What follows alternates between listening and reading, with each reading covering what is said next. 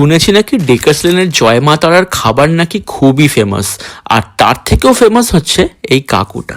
পোলাও সবজি ৮০,০০০ আছে, ৯০,০০০ আছে, ১,২০,০০০ আছে, ১,৩০,০০০ আছে, এটা কম। আর খিচুড়ি ৫০,০০০ আছে, বেগুন সুন্দরী খেলে ৭০,০০০ টাকা, কম্বো খেলে ১,০০,০০০ টাকা। আর পোলাও যদি খান ৮০,০০০ টাকা, ৯০,০০০ টাকা, ১,২০,০০০, ১,৩০,০০০। আর দাম শুনে আমার মাথায় পড়লো বাজ।